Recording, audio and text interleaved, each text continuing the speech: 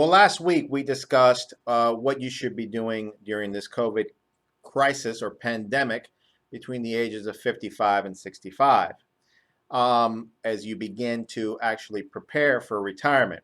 Today, I want to discuss what you should be doing if you are already retired. Now, one of the things to understand is that these ages are not absolute, and some of the issues we're going to talk about are also not absolute. There's a series of variables that go into each and everyone's equation and issues, even though we might have similar plans and similar benefits. I provide this from the standpoint of information so that you can kind of get a general understanding of some of the things and how things should be going together, and hopefully let you have a more a stress-free retirement and actually let you be able to actually stay retired. Okay. Now, there is a huge problem with retirement in this country, and it's how people think about it. Not only investors, but financial planners as well. There is a thought process out there that you decide what day you're going to retire, you invest your money in some magical portfolio in the market, and this portfolio is going to generate an unlimited amount of income. Well, nothing can be farther from the truth. You see, when you're in the world of accumulation, it's pretty easy. That is the world where you're working and you are contributing into accounts. You put money away, over the span of 40 plus years, where all your working lives between probably 18 to 65 or so. So there are several rules that we get accustomed to, and a certain thought process that we get accustomed to during that time frame. And we learn about dollar cost averaging and compound interest and buy low, sell high, tax deferral, average returns. All these things work really well during that time frame.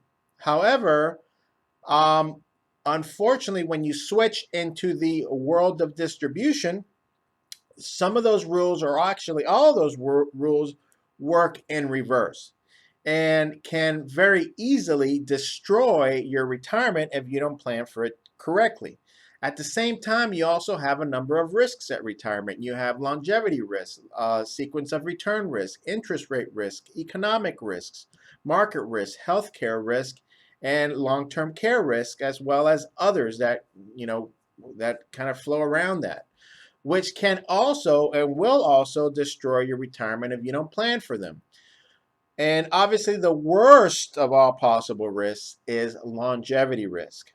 So let's review a few things of how to protect your retirement during COVID. So the first thing you have to do is don't panic and liquidate everything. All right. Although, it's scary at first, I know, but you don't want to sell into a market crash.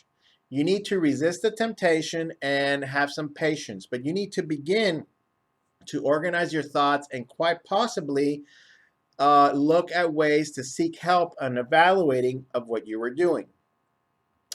The second thing you have to consider is you got to manage your income, not the market.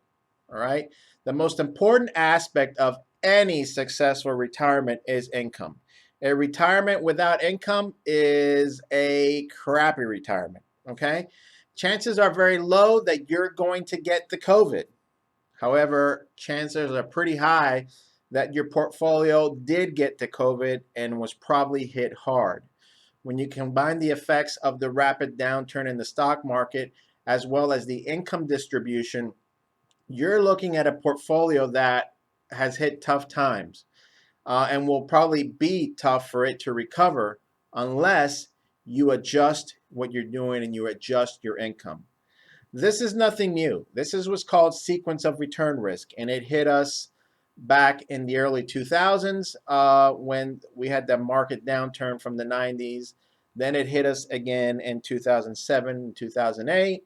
It hit us sporadically here and there, but then it's hitting us again now. It's all real, and chances are that you're going to need to review and adjust your income now rather than later so that you do not run out of money. Now, one of the things to understand, I understand markets. I understand them through and through. I know how they work. I know the risk. I know the long-term risks about it. I know the long-term returns of them. I know asset allocation, etc. I know all these things. And listen, I'm no different than you, okay? I am no different than those that invest. I want to make sure that I make money with my money. So if I can make 10%, 20%, 30% even, I want to make sure that I make as much as possible.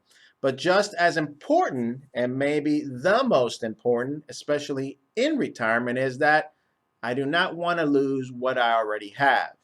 All right? Vanguard can't help me with that. Fidelity can't help me with that. And neither can Ken Fisher help me with that.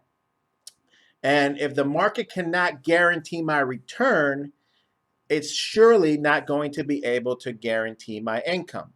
So if you want an income, all right, you want to assure that the income is there, all right, then you have to build a plan for income, okay? And that is where my book, Perpetual Retirement Income Machine, comes in, and you can get it down here, okay? What we do here is we separate, it's a strategy that separates your overall plan into investments that are going to protect your overall retirement and provide guaranteed, reliable, inflation-adjusted income.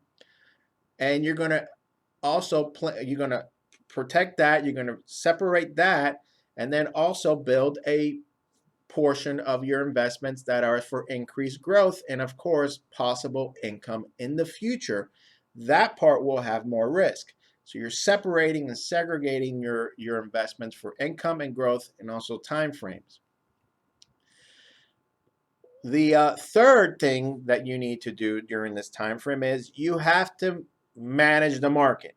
First thing you want to do is manage your income. Now you have to manage the market. After you create an income plan, you want to manage your market investments.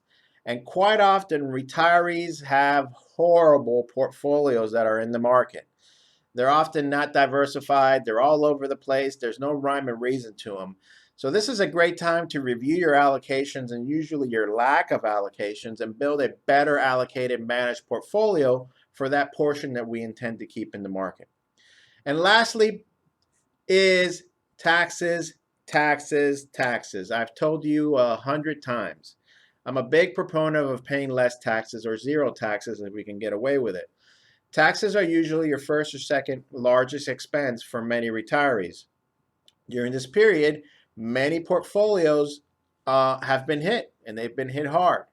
Okay, so we have some of the lowest tax rates now, but we also have what came about with the CARE Act, which threw some opportunities in there to take advantage of for 401ks and IRAs. So it's a great period of time to review the possibility of converting these taxable assets into tax-free assets. So again, folks, a lot of this stuff is for those of you that's retired. A lot of this stuff is also right in here. So give me a call if you have any questions. Email me down below and get on the link also if you want the book. I'll see you next time on Financial QB TV.